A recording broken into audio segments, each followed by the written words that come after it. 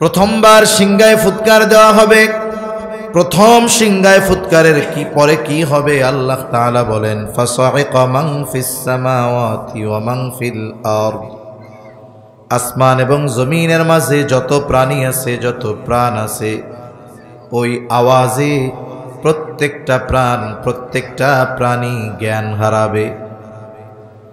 আল্লাহ তাআলা যে আমাদেরকে শ্রবণ শক্তি দিয়েছেন, এই শ্রবণ শক্তির একটা লিমিট আছে, মাত্রা আছে। বলে যদি ওই মাত্রা অতিক্রম করে ফেলে তাহলে কেউ ওইটা শুনতে পারে না। মানুষের জন্য ওই শব্দ শ্রবণ করা কঠিন হয়ে যায়। এই সিংহায় ফুৎকারের পর আল্লাহ তাআলা বলেন, আসমান জমিনের মাঝে যত প্রাণী আছে, যত প্রাণ আছে, সব অজ্ঞান হয়ে যাবে। ইল্লা মান শা আল্লাহ, আল্লাহ তাআলা যেগুলো চান সেগুলো ছাড়া। আর মুফাসসিরিনে কেরাম বলেন, ওই ফুৎকারের আওয়াজে প্রথমে জ্ঞান হারাবে, এরপরে ওই অবস্থায় তারা মৃত্যুবরণ করবে। এই কিয়ামত সংঘটিত হবে, কোনো সন্দেহ নাই। তবে কখন হবে? কিয়ামত কখন সংঘটিত হবে এর সুনির্দিষ্ট সময় দুনিয়ার কেউ জানে না। একমাত্র যিনি জানেন তিনি কে? আরো জোরে বলেন না কে? কিয়ামত সংঘটিত হবে সুনিশ্চিত। আর মুমিনের জন্য করণীয় হলো ওই পরকালে যেন ভালো থাকতে পারে, এই জন্য দুনিয়ার হায়াত থাকতে থাকতেই পরকালের পাথেয় সংগ্রহ করাটাই হলো বুদ্ধিমান মুমিনের কাজ। যেহেতু এই বিষয়টা সুনিশ্চিত সংগঠিত হবেই, তাহলে ওই সময়ের পাথেয়, ওই সময় বাঁচার জন্য যা দরকার এই দুনিয়ার হায়াতে, সেটা অর্জন করাটাই বুদ্ধিমানের কাজ, ঠিক কিনা? তাহলে এই সুনির্দিষ্ট কিয়ামত সংগঠিত হবে, এরও একটা সুনির্দিষ্ট সময় আছে। তবে দুনিয়ার কোনো মানুষের জানা নাই, আল্লাহ তাআলা জানে। কিয়ামত কখন হবে নবী রাসূলগণও জানে না। কিয়ামত কখন হবে একমাত্র আল্লাহ তাআলা জানে। আল্লাহ রব্বুল আলামিন এই আয়াতের শুরুতেই সেই কথা বলেন, ইন্নাল্লাহা ইনদাহু ইলমুস সাআহ। কিয়ামত কখন সংগঠিত হবে এই ইলম, এই জ্ঞান যার কাছে আছে তিনি কে? নবী রাসূলগণও জানেন না, স্বয়ং মুহাম্মাদুর রাসূলুল্লাহ সাল্লাল্লাহু আলাইহি ওয়াসাল্লাম তিনিও জানেন না কিয়ামত কখন সংগঠিত হবে। আমাদের দেশে কিছু ভাই আছে, ওনারা নবীজিকে মুহাব্বত করেন, কিন্তু মুহাব্বত করার ক্ষেত্রে এই পর্যায়ে চলে যাওয়া ঠিক না যেখানে আল্লাহ তাআলার সাথে শিরিক হয়ে যায়। কিয়ামতের একমাত্র ইলম আল্লাহ তাআলার কাছে, এটা আল্লাহ বলছেন। কিন্তু আমাদের ওই ভাইয়েরা বলতে চায় যে নবীও আলিমুল গায়েব। আল্লাহ যেমন আলিমুল গায়েব, নবীও আলিমুল গায়েব। নবীজির কাছে গায়েবের ইলম আছে, এটা তারা বলতে চায়। তারা যেই ধারণায় এই কথা বলে যে নবীজির কাছে গায়েবের ইলম আছে, বিষয়টা এমন নয়। বরং নবীজি সাল্লাল্লাহু আলাইহি ওয়াসাল্লাম গায়েবের ওই বিষয়গুলো জানেন যেগুলো নবীজিকে জানিয়েছেন আল্লাহ। নবীকে যেগুলো আল্লাহ তাআলা জানিয়েছেন, নবী ওই বিষয়গুলোর খবর দিতে পারেন। যদি পারতেন তাহলে হাদিসের মধ্যে অনেক বিষয় আছে যেগুলোর ব্যাপারে নবীজি সংগঠিত হওয়ার আগে তিনি জানতেন না, বরং আল্লাহ তাআলা নবীজিকে জানাইতেন। যেমন হাদিসের কিতাবে একটা প্রসিদ্ধ হাদিস আছে যেটাকে বলা হয় হাদিস জিবরিল। হযরত জিবরাইল আলাইহিস সালাম মানব আকৃতিতে নবীজি সাল্লাল্লাহু আলাইহি ওয়াসাল্লামের কাছে আসছেন। লম্বা হাদিস, আমি শুধু মূল কথাটুকু, যেটুকু বলা উদ্দেশ্য সেটুকুই আপনাদের সামনে বলবো। হযরত ওমর রাদিয়াল্লাহু তাআলা আনহু থেকে বর্ণিত লম্বা এক হাদিস। জিবরাইল আলাইহিস সালাম মানব আকৃতিতে নবীজির কাছে আসছে, একের পর এক প্রশ্ন করতেছে আর নবীজি জবাব দিচ্ছেন। জিজ্ঞাসা করতেছেন ইসলাম কি, নবীজি জবাব দিলেন। ঈমান কি, জবাব দিলেন। প্রশ্ন করতে করতে জিজ্ঞাসা করলেন ইহসান কি? নবীজি জবাব দিলেন। এক সময় জিজ্ঞাসা করলেন কিয়ামত কখন হবে? নবীজি সাল্লাল্লাহু আলাইহি ওয়াসাল্লাম জিবরাইল আলাইহিস সালামের এই প্রশ্নের জবাবে তিনি বললেন, এই প্রশ্নের জবাব প্রশ্নকারীর চাইতে যাকে প্রশ্ন করা হয়েছে সে বেশি জানে না। মানে যাকে জিজ্ঞাসা করা হয়েছে এই ব্যাপারে জিজ্ঞাসা করেনেওয়ালা যা জানে আমিও তাই জানি। তার মানে কিয়ামত কখন হবে এটা আমার জানা নাই। জিবরাইল আলাইহিস সালাম এবার বললেন, তাহলে কিছু আলামতের কথা বলেন, তাহলে কিছু নিদর্শনের কথা বলেন, যখন বোঝা যাবে কিয়ামত চলে আসছে। এই হাদিসের মধ্যে নবীজি সাল্লাল্লাহু আলাইহি ওয়াসাল্লাম কয়েকটা আলামতের কথা বলেছেন। এক নাম্বার, নবীজি বলেন দাসী তার মনিব আংতালিদাল আমাতু রব্বাতাহা, দাসী তার মনিবকে প্রসব করবে, দাসী তার মনিবকে গর্ভধারণ করবে, প্রসব করবে। এর ব্যাখ্যায় মুহাদ্দিসিনে কেরাম যেই কথা বলেন তার মধ্যে একটা বিষয় এমন যে মা তার এমন সন্তানকে গর্ভধারণ করবে, প্রসব করবে, যেই সন্তান বড় হবার পর মায়ের সাথে দাসীর মতো আচরণ করবে। মুসলিম সমাজে মায়ের সাথে দাসীর মতো আচরণের সর্বোচ্চ নিকৃষ্ট কাজটা হয় না। এটা পশ্চিমারা অনেক সময় ওই ধরনের অন্যায় করে, কিন্তু আমাদের সমাজে যেই আচরণটা হয় এটা হলো মায়ের সাথে কাজের মহিলার মতো আচরণ করে। অনেককে তো এমনও হয় নিজে ঘর বানায় পাকা ঘরে থাকে, মাকে নিয়ে গোয়াল ঘরের মধ্যে রেখে দেয়, আছে না নাই বলেন? মায়ের সাথে খারাপ আচরণ করে, বৃদ্ধ মা তার গায়ের উপরে আঘাত করে। এই ধরনের আচরণ যখন সমাজে সংগঠিত হবে বুঝতে হবে কিয়ামতের আর বেশি বাকি নাই। আরো ব্যাখ্যা আছে, আমি ওইদিকে যাচ্ছি না। এরপরে নবীজি সাল্লাল্লাহু আলাইহি ওয়াসাল্লাম বললেন, তুমি দেখতে পাইবা নগ্নপদ বিশিষ্ট রাখালগুলো উঁচু উঁচু অট্টালিকার মালিক হচ্ছে, উঁচু উঁচু প্রাসাদ বানানোর প্রতিযোগিতা করতেছে। একজনের বৈধ কোনো উপার্জন নাই, কিন্তু অল্প কিছুদিন পর সে অনেক সম্পদের মালিক, গাড়ি বাড়ির মালিক। বলে এই যে মানুষগুলোর উপার্জনের কোনো বৈধ সোর্স নাই, তার মানে সে অবৈধভাবে উপার্জন করে গর্বের সাথে উঁচু উঁচু অট্টালিকা নির্মাণের প্রতিযোগিতা দিচ্ছে। আমরা আমাদের ভাষায় হয়তো বলবো এটা মানুষের উন্নতি, অগ্রগতি। আর যদি এই ধরনের কাজ সংগঠিত হয়, ইসলাম জানায় দেয় এটা উন্নতি অগ্রগতি নয়, বরং এটা তাড়াতাড়ি কিয়ামত চলে আসার আলামত। সমাজে অনেক মানুষ আছে না, টাকা পয়সা কিচ্ছু নাই কিন্তু বাড়ি গাড়ির মালিক, আছে না নাই? এরকম আছে। অথচ 5 বছর আগে খাওয়ার মতো টাকা ছিল না, গায়ে দেওয়ার জন্য জামা কিনবে ওইরকম ভালো টাকা পয়সা ছিল না। কি করে ও নিজের কর্মের পরিচয়ও দিতে পারে না, এমন লোক দেশে অভাব নাই, অনেক আছে। তাহলে মূল কথা যেটা বলার জন্য এতটুকু বললাম হাদিসের অংশ, যে জিবরাইল আলাইহিস সালামের প্রশ্নের জবাবে নবীজি বলছেন কিয়ামতের সুনির্দিষ্ট সময় আমার জানা নাই। নবীজি কিয়ামতের সুনির্দিষ্ট সময় জানেন না, নবীজি আলিমুল গায়ব না। এই জন্য নবীজির সম্মান আল্লাহর কসম কখনোই কমে যাবে না। নবীজির যেই সম্মান আল্লাহ দিয়ে রাখছেন এটা কখনোই কমবে না। এজন্য যেই ভাইয়েরা বলে যে নবীজি আলিমুল গায়েব, গায়েবের ইলম নবীজির কাছে আছে, এই ভাইরা অতি মোহাব্বতে অজ্ঞতার কারণে এই কথা বলে। তাহলে জবান খুলে বলেন কিয়ামত কখন হবে? এই ইলম একমাত্র যার কাছে তিনি কে? আরো জোরে বলেন কে?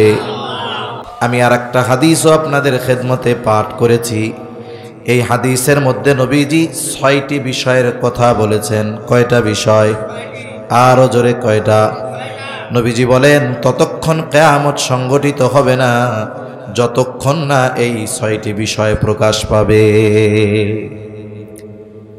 1 নম্বর, নবীজি সাল্লাল্লাহু আলাইহি ওয়াসাল্লাম বলেন কিয়ামত কত কাছে এটা আলামতগুলোর মাধ্যমে অনুধাবন করতে হবে। অনেক সময় আমরা শুনি কিয়ামতের আগে জেনা, ব্যভিচার, পাপাচার এগুলো বেড়ে যাবে, বাড়বে, ঠিক আছে, তবে ওই পাপ কাজটা যেন আমার আপনার দ্বারা না বাড়ে। কথা বুঝেন নাই? বাড়বে সমাজে, ঠিক আছে, এই জন্য বাড়বে সেজন্য আমিও করব, বিষয়টা এমন না। বরং এই পাপ কাজটা যেন আমার আপনার দ্বারা সংগঠিত না হয়, এ ব্যাপারে আমাদেরকে সচেষ্ট থাকতে হবে। এই হাদিসের মধ্যে নবীজি সাল্লাল্লাহু আলাইহি ওয়াসাল্লাম 6টা বিষয়ের কথা বলেছেন। 1 নাম্বার, নবীজি সাল্লাল্লাহু আলাইহি ওয়াসাল্লাম বলেন, লা তাকুমুস সাআতু হাত্তা ইউকবাদাল ইলম। নবীজি বলেন কিয়ামত ততক্ষণ পর্যন্ত সংগঠিত হবে না যতক্ষণ না ইলম উঠায়া নেওয়া হবে। তার মানে কিয়ামতের আগে ইলম আল্লাহ তাআলা উঠায়া নেবেন। ইলম বলতে আমরা কি বুঝি? কোরআন হাদিস, তাই না? আল্লাহ তাআলা এগুলো উঠায়া নেবেন। ছোটবেলায় আমরা গল্প শুনতাম আর কি, অনেক গল্পই তো আছে। আগের মানুষ সহজ সরল ছিল, তো হয়তো কোনো জায়গায় ওয়াজ শুনছে কিয়ামতের আগে আল্লাহ ইলম উঠায়া নিবে। ইলম মানে কি? কোরআন হাদিস। এখন কেমনে উঠায়া নিবে এটা আর শুনে নাই। এখন এর ব্যাখ্যা ওনারা নিজেদের মন মতো বানাইছে। কেমনে বানাইছে? কিয়ামতের আগে একদিন রাতের বেলা সবাই ঘুমায়া থাকবে। রাতের বেলা সবাই কি করবে? ঘুমায়া থাকবে। এখন আজান হবে, আজান হবে, মসজিদে যাবে, ইমাম সাহেব ফজরের নামাজের জন্য তাকবীরে তাহরিমা বলবে। আয় আল্লাহ, তাকবীরে তাহরিমার পরে সানা পড়া কোন সূরা পড়ে? কয় না, কোন সূরা পড়ে? সূরা ফাতিহা পড়ে। এখন সে সূরা ফাতিহা পড়তে পারবে না, মনেই আসবে না কিছু। এখন নামাজ ছেড়ে দিয়ে চিন্তা করবে, ভুলে গেলাম কেন, দেখি মসজিদের তাক থেকে কোরআন শরীফটা নিয়া একটু দেখা আবার ঠিক করে নেই। এইবার কোরআন শরীফের কাছে যাবে, গিয়া দেখবে হায় হায়, গত রাত্রেও কোরআন শরীফের মধ্যে সূরা ফাতিহা ছিল, বাকারা ছিল, আলে ইমরান ছিল, মাইদা ছিল, নিসা ছিল। এখন দেখি গোটা কোরআন শরীফ সাদা পাতা হয়ে গেছে। হাদিসের পাতাগুলো দেখবে আর লেখা কোনো কিছু নাই, সব সাদা হয়ে গেছে। এইভাবে কিয়ামতের আগে আল্লাহ তাআলা কোরআন হাদিস উঠায়া নিব। এটা হলো আমরা গল্পে শুনছি। কিসে শুনছি? গল্পে শুনছি। কিয়ামতের আগে আল্লাহ তাআলা ইলম উঠায়া নিবেন। তবে ইলম উঠানোর পদ্ধতিটা কি? এক রাত্রে আল্লাহ তাআলা এইভাবে লিখিত কোরআন উঠায়া নিবেন না, হাদিস উঠায়া নিবেন না, এইভাবে আল্লাহ ইলম উঠায়া নিবেন না। রাসূল আকরাম সাল্লাল্লাহু আলাইহি ওয়াসাল্লাম বলেন, আল্লাহ তাআলা বান্দার অন্তর থেকে একত্রে ইলম উঠায়া নিবেন না।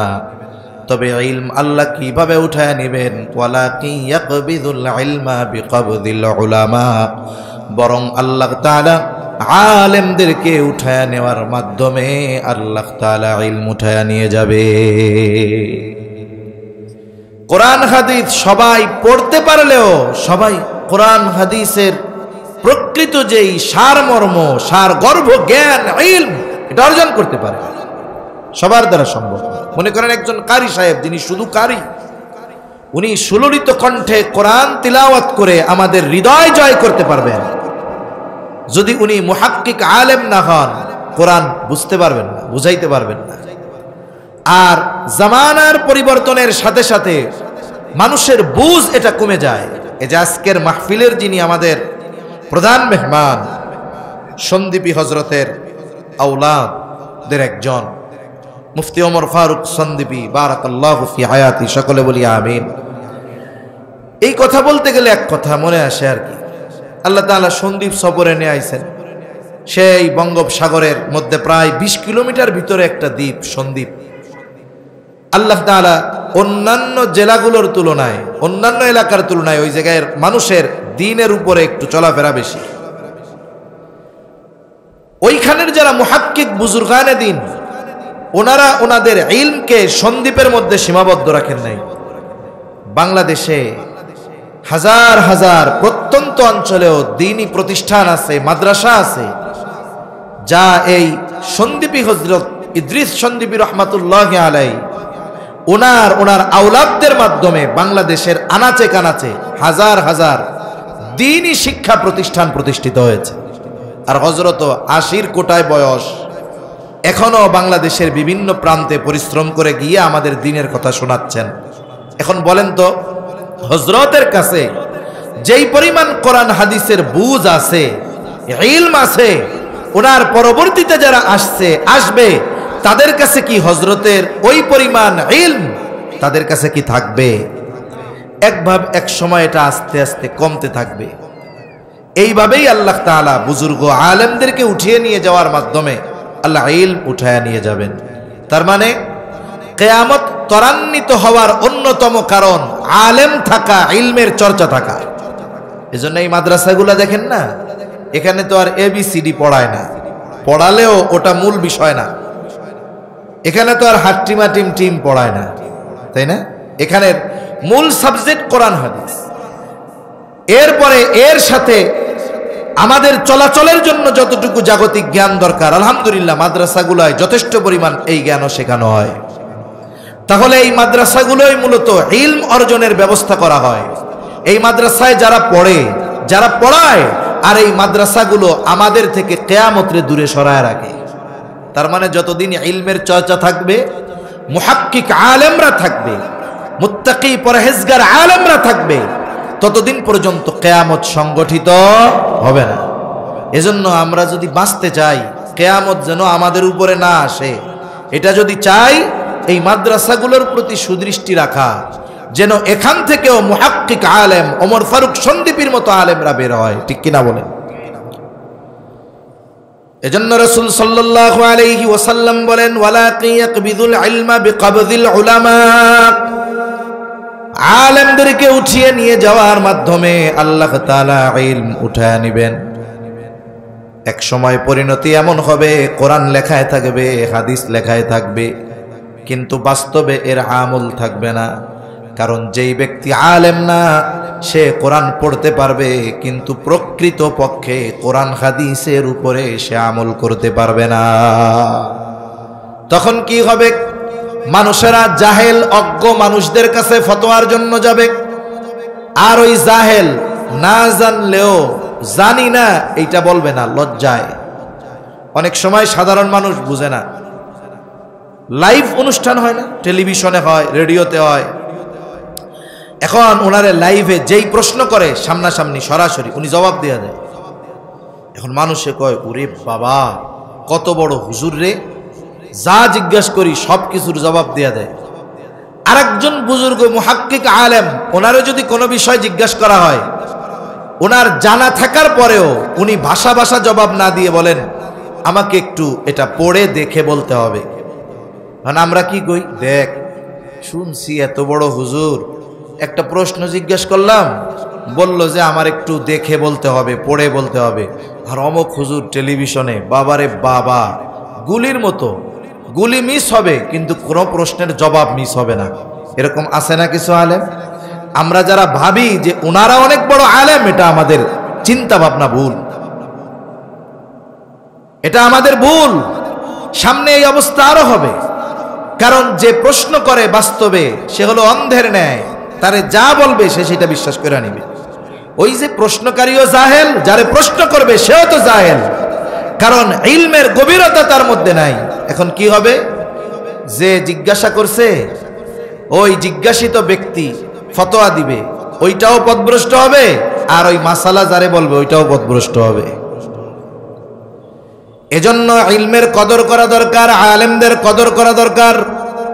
কারণ এই ধরনের আলেম দুনিয়ায় থাকবে তো ইলম, প্রকৃত ইলম থাকবে।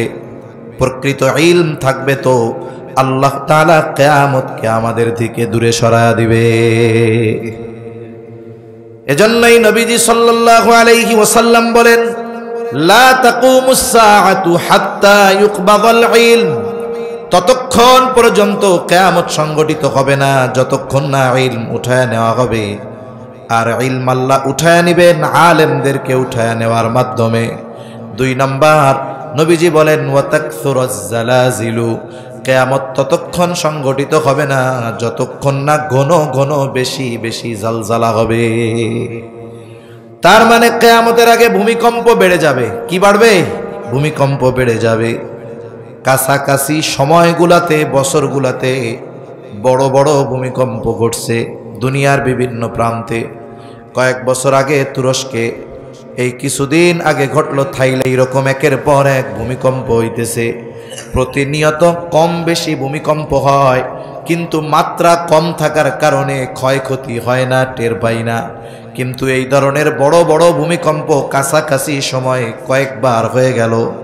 এই যে বৈজ্ঞানিক কারণ যদি আপনি বলেন, বলে টেকনোটিক কি প্লেট আছে না, প্লেট বলে এটা নড়াচড়ার কারণে ভূমিকম্পের সৃষ্টি হয়, এটা তো জাগতিক কারণ।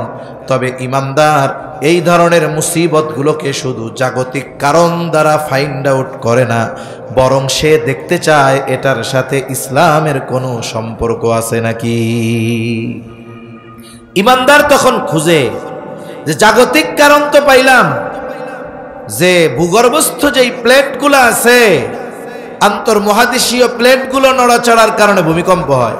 নড়ে কিন্তু আবার 2, 4, 5 হাত না, বড় ওই প্লেট কয়েক ইঞ্চি নড়ে, এতেই গোটা দুনিয়া কেমন প্রকম্পিত হয়। তা ইমানদার চিন্তা করে এই যে ভূমিকম্প এরকম হইতেছে, এর পেছনে ইসলামিক কোনো কারণ আছে কিনা। কারণ আছে না নাই কন্ত? দুনিয়াতে যখন পাপাচার অনাচার বেড়ে যায়, জেনা ব্যভিচার বেড়ে যায়, অন্যের হক নষ্ট করা বেড়ে যায়, ওজনে কম দেয়া বেড়ে যায়, মালে ভেজাল দেওয়া বেড়ে যায়, ওই সময়গুলোতে ভূমিকম্প বেশি বেশি হয়। আর এই যে ভূমিকম্প হয়, এটা হওয়ার অন্যতম কারণ হলো আমরা। এজন্যই আল্লাহ তাআলা কুরআনুল কারীমের মধ্যে বলেন, যাহারাল ফাসাদু ফিল বাররি ওয়াল বাহরি বিমা কাসাবাত আইদিন নাস লিয়ুযীকাহুম বা'দাল্লাযী আমিলু লাআল্লাহুম ইয়ারজিউন। আল্লাহ রাব্বুল আলামিন বলেন, যাহারাল ফাসাদু ফিল বাররি ওয়াল বাহরি বিমা কাসাবাত আইদিন নাস। জল স্থলে যত বিপর্যয়, এই যে জলে হয় জলোচ্ছ্বাস, আয়লা লাইলা সিডর, জমিনে ভূমিকম্প, অতিবৃষ্টি অনাবৃষ্টি, এই যে জল এবং স্থলে যত রকমের বিপর্যয়, আল্লাহ তাআলা বলেন বিমা কাসাবাত আইদিন নাস, এগুলা হলো সব মানুষের হাতের কামাই।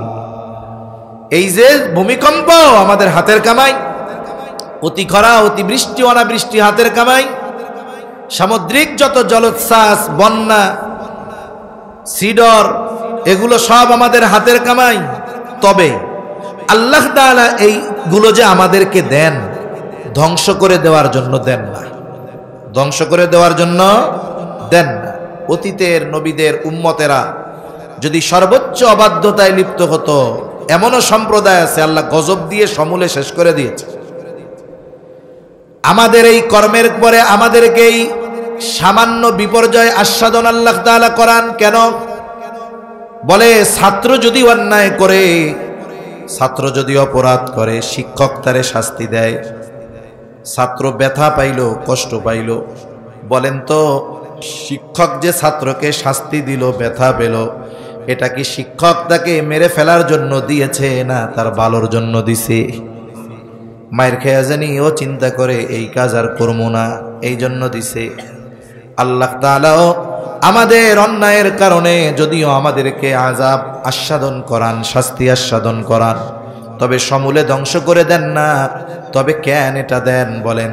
লিউযীকাহুম বা'দাল্লাযী আমিলু লাআল্লাহুম ইয়ারজিউন, যাতে করে এই যে বিপর্যয় অবলোকন করে, এই বিপর্যয়গুলো দেখে আমরা যেন পাপাচার অনাচারের পথ থেকে আল্লাহর দিকে ফিরে যাই। ঠিক কিনা বলেন? কিন্তু আমাদের অবস্থা কি? করোনা যখন আইছিল না, মনে মনে ভাবছিলাম যে করোনার পরে এদেশের মানুষ বুজুর্গ আল্লাহওয়ালা হয়ে যাবে, কিন্তু দেখলাম করোনার পরে অবাধ্যতা আরো বাড়ছে, শয়তানের গিয়ার আরো বাড়ছে। ঠিক কিনা বলেন? যেই জাতি আল্লাহর পক্ষ থেকে আযাব শাস্তি আসার পরেও পরিবর্তন হয় না, তাদের আমলের পরিবর্তন, ঈমানি পরিবর্তন হয় না, ওই জাতি কল্যাণের শিখরে পৌঁছানো এটা খুব কঠিন এক জিনিস। সামগ্রিক কথা বাদ, আমরা যারা আলোচনা করতেছি পরিবর্তন কমপক্ষে আমাদের হতে হবে, ইনশাআল্লাহ। তাহলে কিয়ামতের আগে জালজালা ভূমিকম্প বেড়ে যাবে। ভূমিকম্প শুধু জমিনের নিচে প্লেটের নড়াচড়ার কারণে হয় না, বরং এই ভূমিকম্প আমাদের পাপের কারণে হয়, অনাচার পাপাচারের কারণে হয়। আমরা যদি পাপ বাদ দিয়ে দেই, আশা করা যায় আল্লাহ রব্বুল আলামিন এই ধরনের দুর্যোগ বিপর্যয় থেকে আমাদের হেফাজত করবে। যাই হোক, নবীজি বলেন ততক্ষণ কিয়ামত সংগঠিত হবে না যতক্ষণ না ভূমিকম্প বেশি বেশি হবে। ওয়াতাকসুরাজ জালাজিল, এরপরে নবীজি বলেন 3 নাম্বার ওয়ায়াতাকারাবাজ জামান, বলেন ততক্ষণ কিয়ামত সংগঠিত হবে না যতক্ষণ না জামান তথা সময় সংকুচিত না হয়ে যাবে। কিয়ামতের আগে সময় সংকুচিত হয়ে যাবে। হাদিসের মধ্যে আসছে, নবীজি সাল্লাল্লাহু আলাইহি ওয়াসাল্লাম বলেন, এক যুগকে কেমন যেন 1 বছরের ন্যায় মনে হবে, বছরকে কেমন যেন মাসের ন্যায় মনে হবে, মাসকে কেমন যেন সপ্তাহের ন্যায় মনে হবে, সপ্তাহকে কেমন যেন দিনের মতো মনে হবে, একদিনকে কেমন যেন 1 ঘন্টার মতো মনে হবে, 1 ঘন্টাকে কেমন যেন 1 মিনিটের মতো মনে হবে, 1 মিনিটকে কেমন যেন 1টা সেকেন্ডের মতো মনে হবে। কিয়ামতের আগে বারবার জুমাবার আসবে, শুধু শুক্রবার আসতে থাকবে। এর দ্বারা কি বোঝা যায়? সময় দ্রুত আমাদের থেকে চলে যাচ্ছে, সময় অতি দ্রুত আমাদের থেকে বিদায় নিচ্ছে। এর কারণটা কি? অথচ অতীতের মানুষের কথা আমরা শুনি যে পায়ে হেঁটে হাজার হাজার মাইল সফর করছে। ইমাম গাজ্জালী রহমাতুল্লাহি আলাইহি, ওনার জীবনী পড়লে মনে হয় উনি সারা জীবন শুধু হাঁটছেন। যখন সফরের কথা পড়া হয়, আবার যখন ওনার লেখার কথা পড়া হয়, মনে হয় উনি মনে হয় সারা জীবন শুধু লেখছে। কিন্তু অনেক লম্বা হায়াত পাইছেন তা না, 50-এর কোঠায়, 50 থেকে 60-এর মধ্যে উনি ইন্তেকাল করছে। এই অল্প সময়ের মধ্যে আল্লাহ তাআলা ওনার মাধ্যমে কত খেদমত নিছে। অতি দূরে যাওয়ার দরকার নাই। আমরা আমাদের উপমহাদেশের অন্যতম মুহাক্কিক আলেম হাকিমুল উম্মাত শাহ আশরাফ আলী থানভী রহমাতুল্লাহি আলাইহি, উনি ওনার জীবদ্দশায় যত কিতাব লিখছে, উনি জীবদ্দশায় যত কিতাব লিখছেন, ওই সময় তো লেখা এত আধুনিক ছিল না।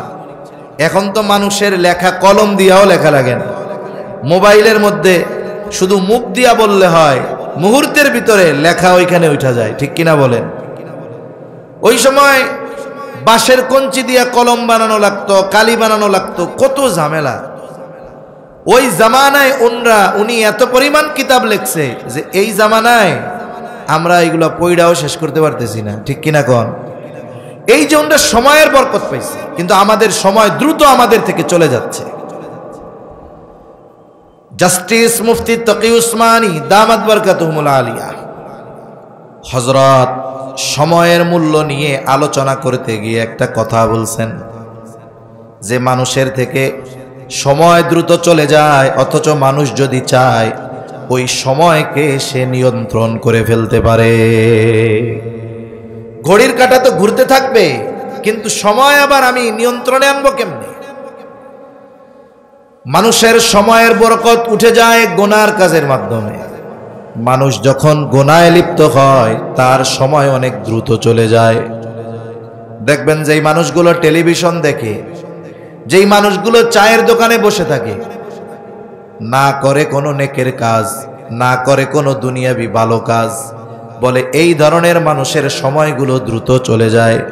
খেলা দেখতে বসে 7-8 ঘন্টা মুহূর্তের মধ্যে চলে যায়, কিন্তু ওই মানুষটা এক জায়গায় বসে, বৃদ্ধ মানুষও এক জায়গায় বসে 5-6 ঘন্টা ধরে খেলা দেখে, অসুবিধা নাই, মাজাও ব্যথায় না, গিরাও ব্যথায় না।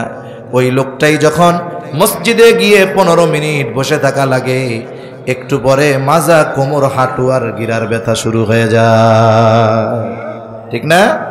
সাত দোকানে বৈশা পান চাবাইতে, বিড়ি খাইতে খুব মজা লাগে, 3 ঘন্টা শেষ। কিন্তু মসজিদে 5 ভাগে 1.5 ঘন্টা সময় ওনার সহ্য হয় না। আছে না নাই এরকম কোন? তার মানে কি বুঝলাম? গুনার কাজে যদি আমরা লিপ্ত হই, আমাদের থেকে সময় দ্রুত চলে যাবে, সময়ের বরকত চলে যাবে। আর যদি নেকের কাজ করি, সময়ে বরকত হবে। এজন্য মসজিদের মধ্যে গিয়া কোরআন শরীফ 3 পৃষ্ঠা পড়ার পরে মনে হয় আরে আল্লাহ, মনে হয় 15 ঘন্টা কোরআন শরীফ পড়তেছি। কিন্তু মোবাইলে ফেসবুক চালাইলে, টেলিভিশনে সিনেমা নাটক দেখলে 5 ঘন্টা পার হয়ে যায়, মনে হয় হায় রে চোখের পলকে সময়টা চলে গেল। সেজন্য আমরা যদি সময়ের বরকত চাই, এই সময়গুলোকে গুনাহ থেকে বাঁচাতে হবে। বলেন ইনশাআল্লাহ, তৌফিক দান করেন। রাসূলুল্লাহ সাল্লাল্লাহু আলাইহি ওয়াসাল্লাম বলেন, ওয়া তাকারাবাজ জামান, কিয়ামতের আগে সময় সংকুচিত হয়ে যাবে। ওয়া তাযহারাল ফিতান, কিয়ামতের আগে ফিতনা প্রকাশ পাবে। সবচাইতে বড় ফিতনা দাজ্জালের আবির্ভাব ঘটবে।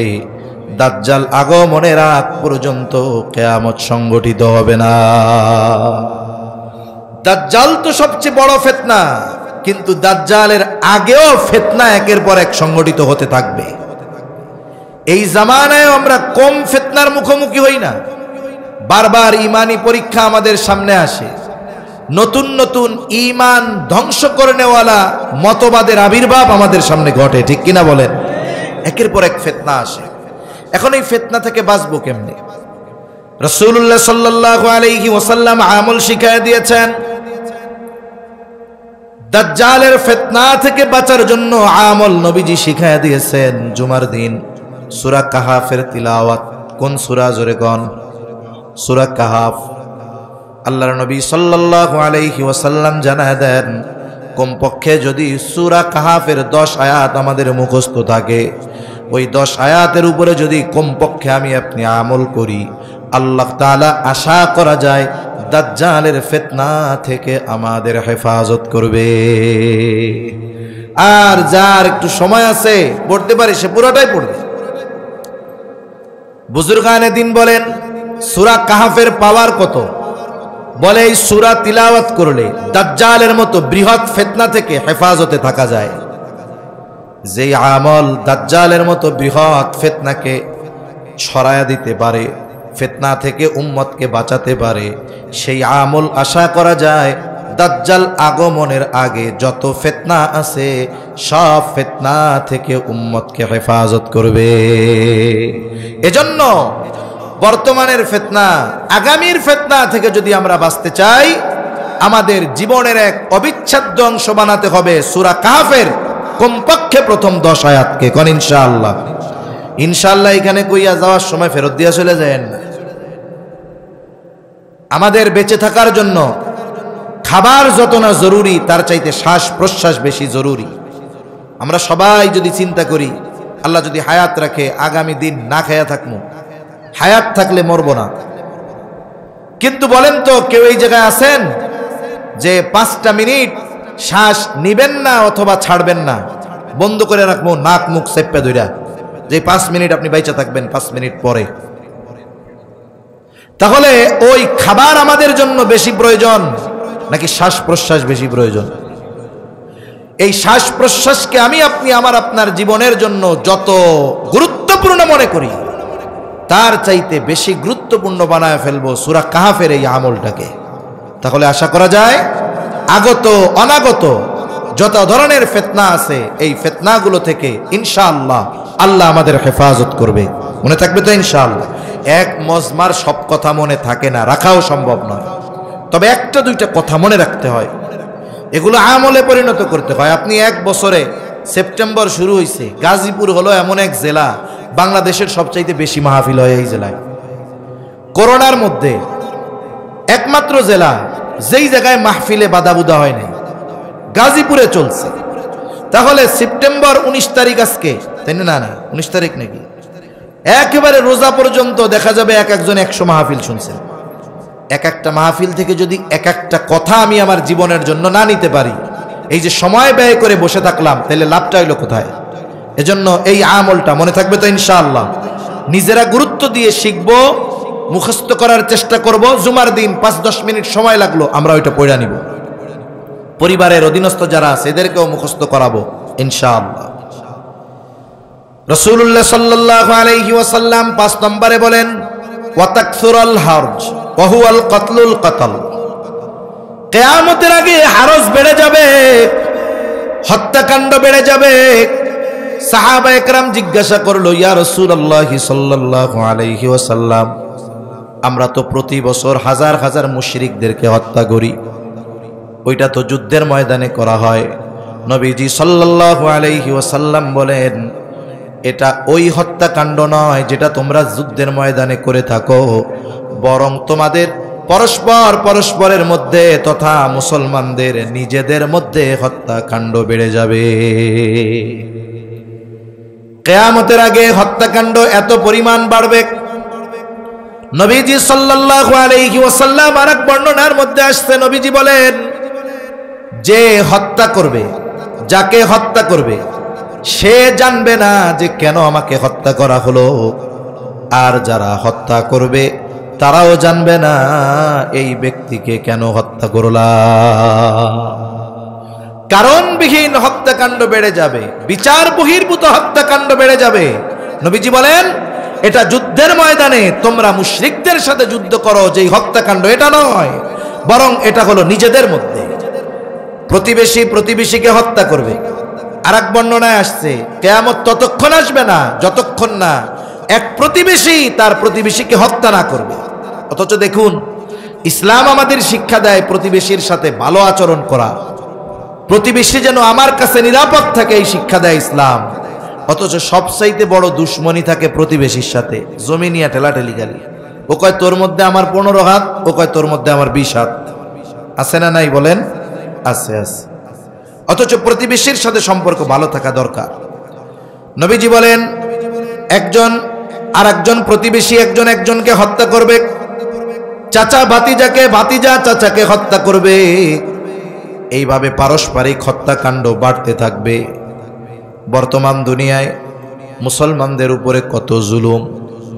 এরপরেও সমীকরণ হলো, প্রতি বছর গোটা পৃথিবীতে অমুসলিমদের হাতে যত মুসলিম মারা যায়, তার চাইতে অগণিত গুণ বেশি মুসলমান আরেক মুসলমানের হাতে মারা যায়।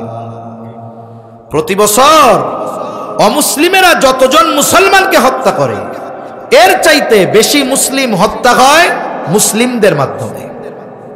এই যে দেশে যে রাজনৈতিক হত্যাকাণ্ড হয়, বিভিন্ন দলাদলির কারণে হত্যাকাণ্ড হয়, চুরি ছিনতাইয়ের হত্যাকাণ্ড হয়, এগুলো সব হারজের অন্তর্ভুক্ত। এই যে মুসলমানদের পারস্পরিক হত্যাকাণ্ড বেড়ে গেল, এটা কিয়ামতের আগে বেড়ে যাবে, সময়ের সাথে সাথে আরো বাড়তে থাকবে, স্বাভাবিক।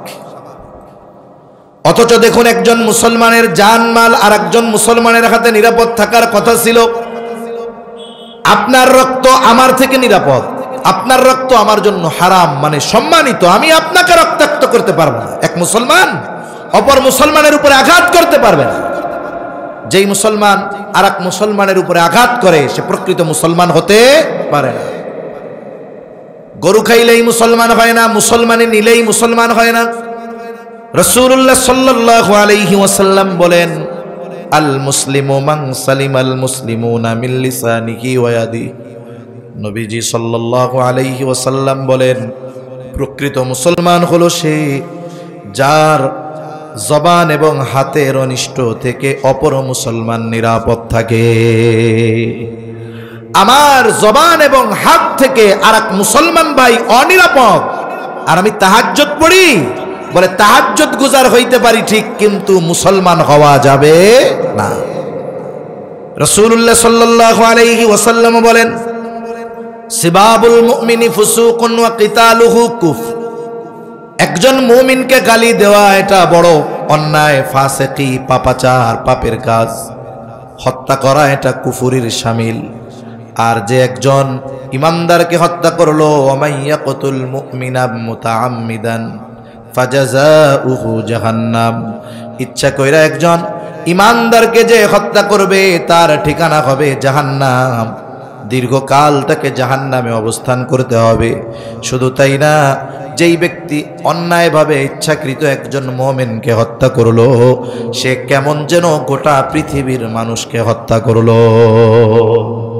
এজন্য আমার আপনার দ্বারা যেন কোনো মুসলমান নির্যাতিত না হয়। তাহলে কি হবে আমার নামাজ, কি হবে আমার ইবাদত? আল্লাহ রাসূল সাল্লাল্লাহু আলাইহি ওয়াসাল্লামের কাছে দুইজন মহিলার ব্যাপারে কথা নিয়ে গেছে সাহাবায়ে কেরাম।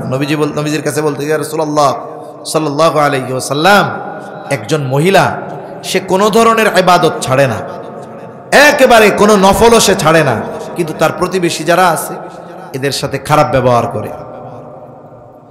আরেকজনের ব্যাপারে বলা হলো নবীজি সাল্লাল্লাহু আলাইহি ওয়াসাল্লাম যেইটুকু না করলেই নয়, ফরজ ওয়াজিব যেটা না করলেই নয়, করতে বাধ্য, এই মহিলা ওইটুকু ইবাদত করে আর প্রতিবেশীর সাথে ভালো আচরণ করে।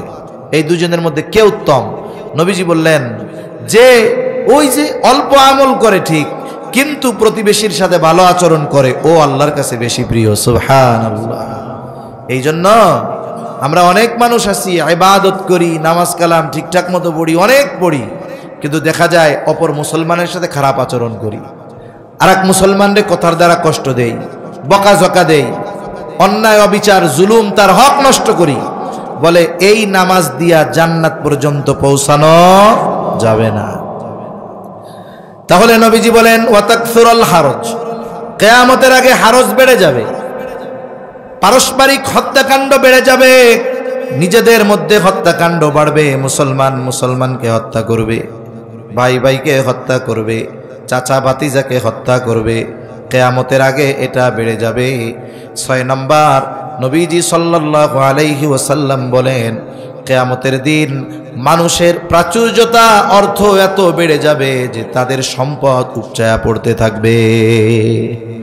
সাদকা করার জন্য মানুষ খুঁজে পাবে না।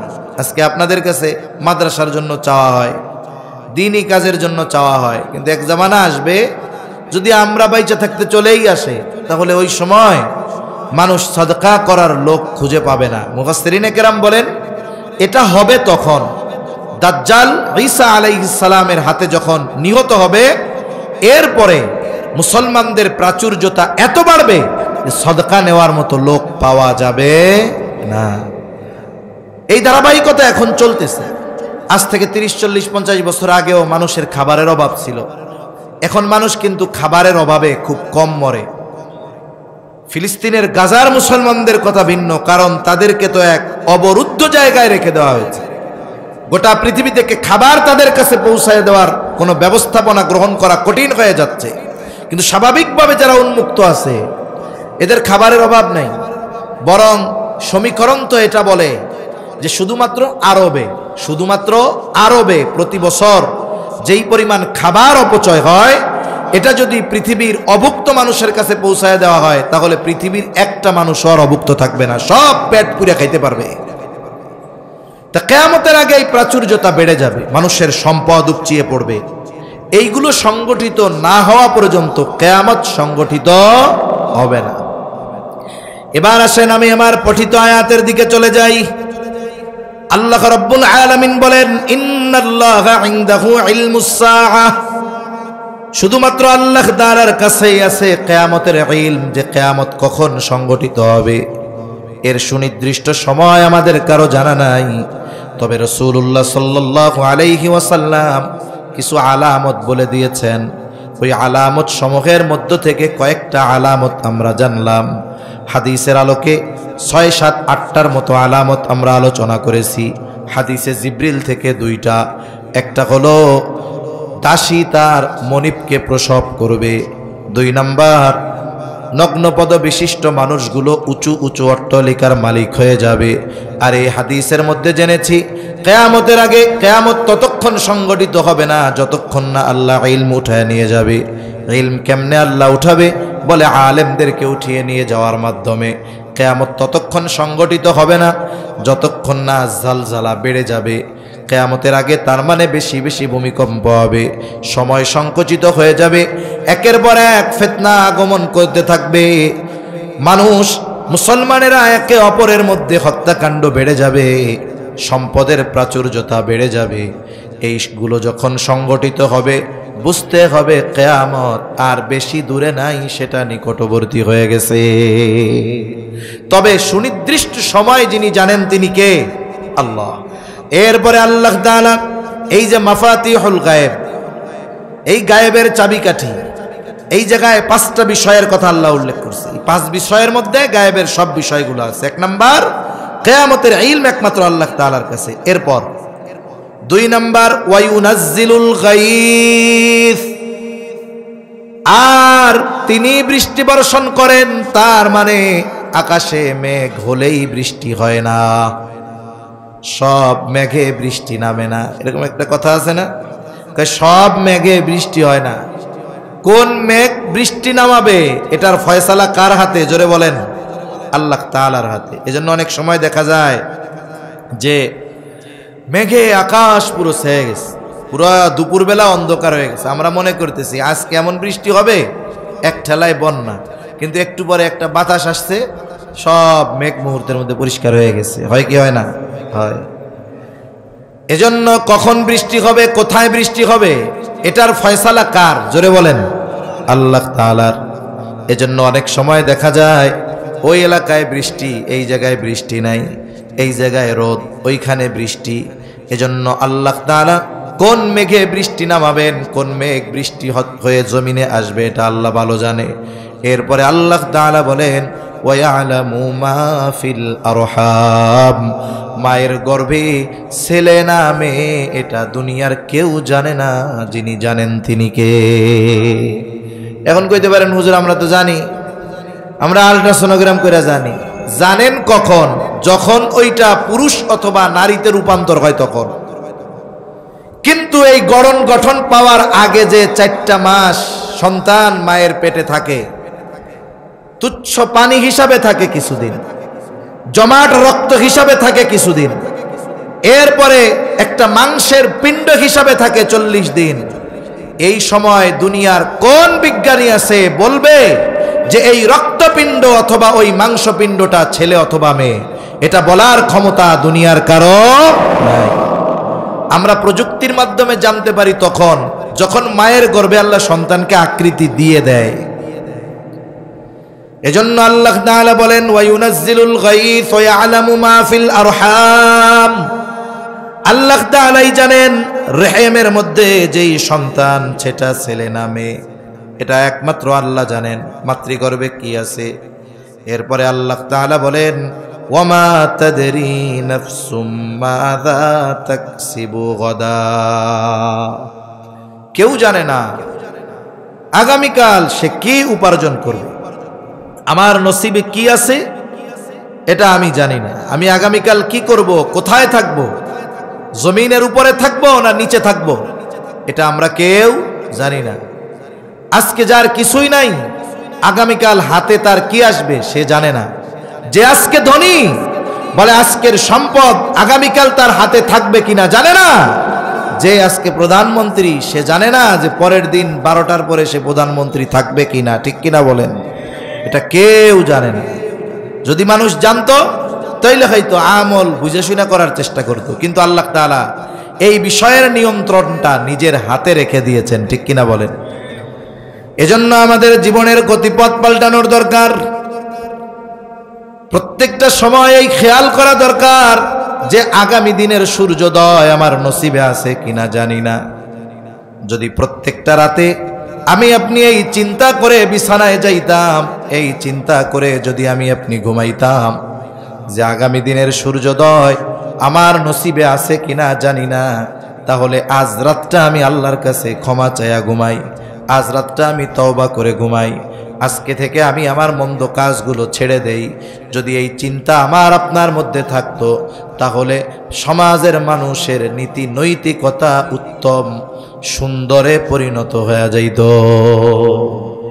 এজন্য আগামীকাল আমরা কি করব, কে কি করবে এটা কেউ জানে না। আমরা কেউ জানি না আগামীকালের অবস্থা কি।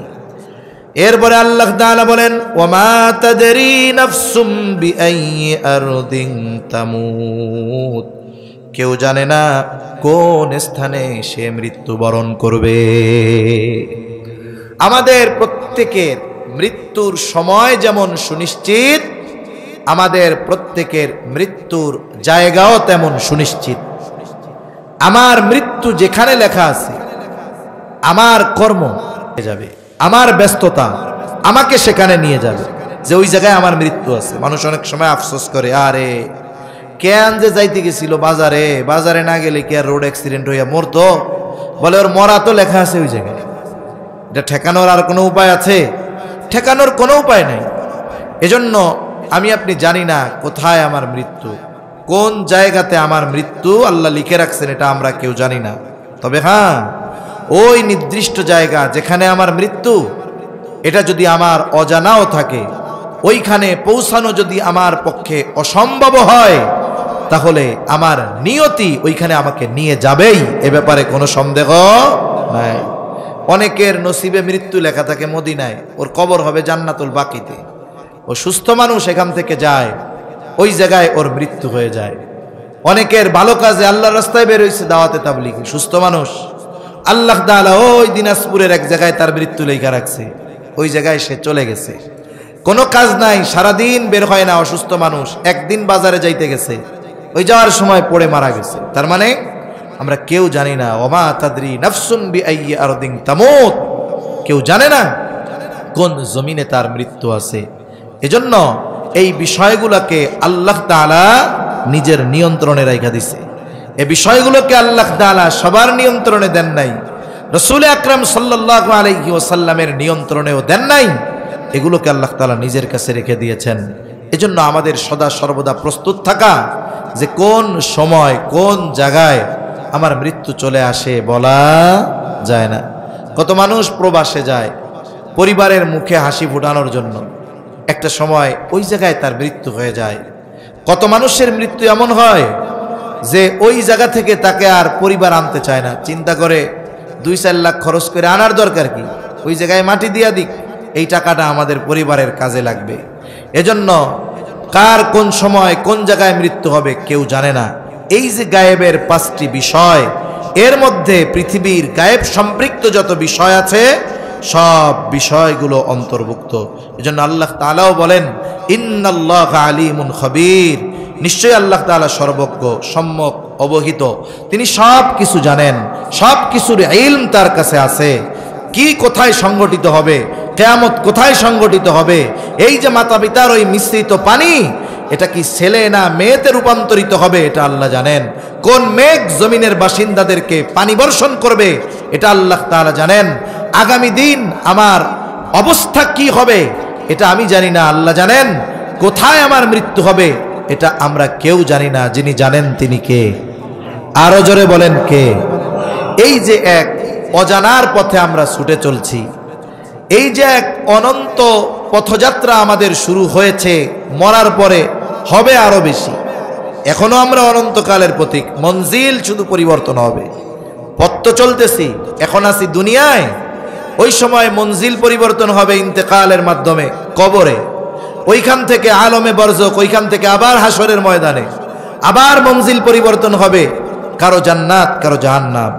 এজন্য বুদ্ধিমান মুমিন যারা এই বিষয়গুলোকে সামনে রেখে তাদের উচিত ওই অনন্তকালের পথযাত্রার জন্য যেই পাথেয়গুলো দরকার এগুলো সংগ্রহ করা। করব তো ইনশাআল্লাহ।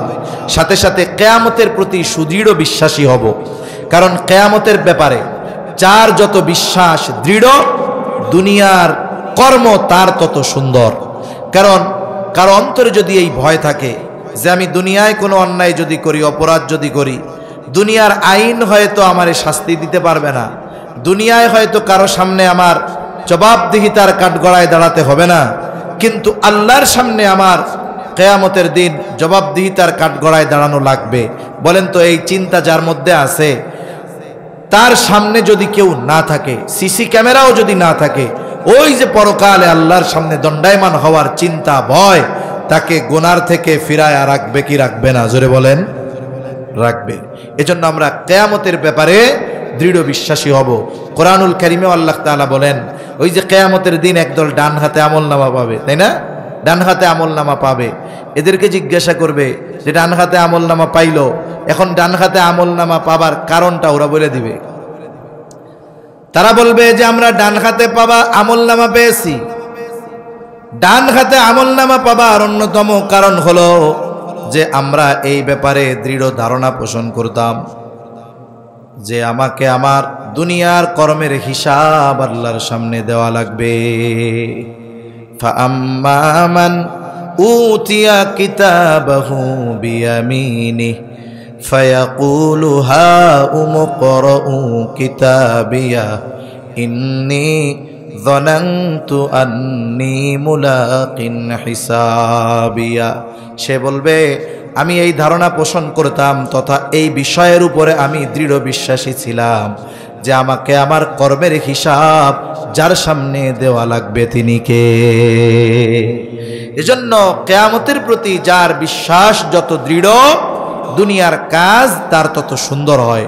এজন্য আমরা আমাদের ঈমানের যেই ভিত্তিগুলো আছে এগুলোর মধ্যে অন্যতম পরকালের উপরে ঈমান আনা, এটার উপরে আমরা আরো দৃঢ়ভাবে বিশ্বাস স্থাপন করব তো ইনশাআল্লাহ।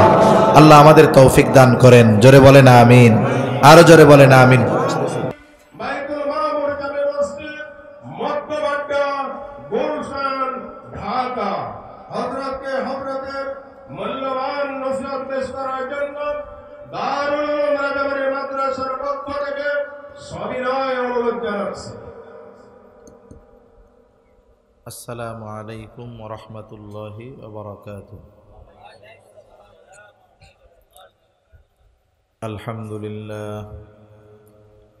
আলহামদুলিল্লাহি ওয়া কাফা ওয়া সালামুন আলা ইবাদিহিল্লাযীনা ইসতাফা।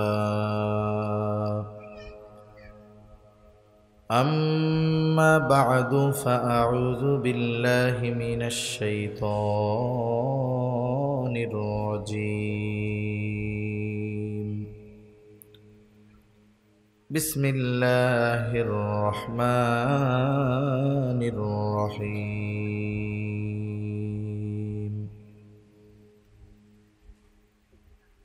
إن الله عنده علم الساعة وينزل الغيث ويعلم ما في الأرحام وما تدري نفس ماذا تكسب غدا وما تدري نفس بأي أرض تموت إن الله عليم خبير. وقال رسول الله صلى الله عليه وسلم لا تقوم الساعة حتى يقبض العلم وتكثر الزلازل ويتقارب الزمان وتظهر الفتن وتكثر الهرج وهو القتل القتل حتى يكثر فيكم المال فيفيد أو كما قال النبي صلى الله عليه وسلم.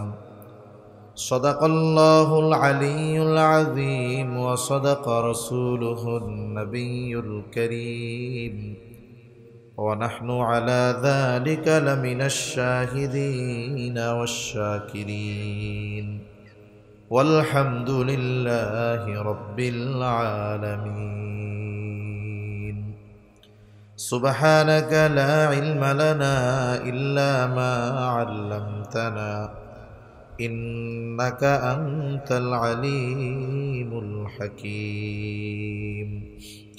اللهم صل على محمد وعلى آل محمد كما صليت على إبراهيم وعلى آل إبراهيم إنك حميد مجيد. اللهم بارك على محمد وعلى آل محمد كما باركت على إبراهيم وعلى آل إبراهيم إنك حميد مجيد. الحمد لله. ঐতিহ্যবাহী গাজীপুর জেলার অন্তর্গত শ্রীপুর থানাধীন দারুল উলুম রাজাবাড়ির উদ্যোগে হাফেজ ছাত্রদের পাগড়ি প্রদান উপলক্ষে ষষ্ঠ বার্ষিক ওয়াজ ও দোয়া মাহফিল। আজকের এই ওয়াজ ও দোয়া মাহফিলের সম্মানিত সভাপতি, প্রধান মেহমান, প্রধান অতিথি সহ আমন্ত্রিত উলামায়ে কেরাম, সামনে উপস্থিত মুরব্বিয়ানে কেরাম, সমবয়সী যুবক বন্ধু, স্নেহের ছোট ভাই, মাইকের আওয়াজ যত দূরে যায়, নিজ নিজ স্থানে অবস্থানরতা সম্মানিতা শ্রদ্ধা মা ও বোন, আল্লাহ রাব্বুল আলামিনের দরবারে অগণিত শুকর যে মহান মালিক হায়াতে বরকত দিয়ে সুস্থ রেখে বিজ্ঞ উলামা হযরতদের জবান থেকে খুবই গুরুত্বপূর্ণ কথা শ্রবণ করবার, আমাকেও আপনাদের সাথে কিছু দ্বীনি কথা মুযাকারা করার সুযোগ যে মহান মনিব দান করেছেন, সে মহান মনিবকে খুশি করার জন্য মোহাব্বতের সাথে জবান খুলে অন্তর থেকে আমরা একবার কালিমাতুশ শুকর পাঠ করি, আলহামদুলিল্লাহ। অগণিত দুরূদ ও সালাম সৈয়দুল আম্বিয়া, আশরাফুল আম্বিয়া, খাতামুল আম্বিয়া, ইমামুল মুরসালিন, রহমাতুল লিল আলামিন মুহাম্মাদুর রাসূলুল্লাহ সাল্লাল্লাহু আলাইহি ওয়াসাল্লামের উপর। আমি আপনাদের খেদমতে পবিত্র কোরআনুল কারীমের অন্যতম প্রসিদ্ধ একটি সূরা, সূরা লুকমানের সর্বশেষ আয়াত আপনাদের খেদমতে তিলাওয়াত করেছি। আল্লাহ তাআলার কাছে তৌফিক চাই, তিলাওয়াতকৃত আয়াত ও হাদিসখানাকে সামনে রেখে কিছু কথা আল্লাহ বলার তৌফিক দেন, যে কথাগুলো আমাদের সবার দুনিয়া এবং আখিরাতের জন্য কল্যাণকর হয়। সকলে জবান খুলে বলি আমিন। আমি যে আয়াতখানা আপনাদের খেদমতে তিলাওয়াত করেছি, এই আয়াতের মধ্যে আল্লাহ সুবহানাহু ওয়া তাআলা গায়েবের 5টি বিষয়ের কথা বলেছেন। এই 5টি বিষয়কে হাদিসের ভাষায় বলা হয় মাফাতিহুল গায়েব, সকল গায়েবের চাবিকাঠি, গায়েবের চাবিকাঠি সমূহ। তার মানে যত অদৃশ্য বিষয় আছে সব বিষয়গুলো আল্লাহ তাআলা এই আয়াতের ভিতরে ওই 5টি বিষয়কে উল্লেখ করার মাধ্যমে সবগুলো বিষয়কে এর অন্তর্ভুক্ত করে দিয়েছেন। আল্লাহ সুবহানাহু ওয়া তাআলা সর্বপ্রথম গায়েব সম্পৃক্ত যেই বিষয়ের কথা বলেছেন সেটা হলো কিয়ামতের কথা। এই যে আমরা এখন দুনিয়ায় আছি, একদিন ছিলাম না, সামনে এক সময় আমরা থাকব না, আর আরও সামনে একটা সময় এই দুনিয়ার কিছুই থাকবে না। কিয়ামত দুই ধরনের, একটা হলো বড় কিয়ামত আর একটা হলো ছোট কিয়ামত। আমি আপনি যখন দুনিয়া থেকে মারা যাব তখন থেকেই ছোট কিয়ামত আমার আপনার জন্য শুরু হয়ে যাবে। আর বড় কিয়ামত কখন হবে? ইসরাফিল আলাইহিস সালাতু ওয়াস সালাম আল্লাহর নির্দেশে যখন সিংগায় ফুৎকার দিবেন, তখন আল্লাহ তাআলা যেগুলো চান সেগুলো ছাড়া সব কিছুকে ধ্বংস করে দিবেন। ওটা বড় কিয়ামতের সূচনা। আল্লাহ তাআলা কোরআনুল কারীমের মধ্যে বলেন,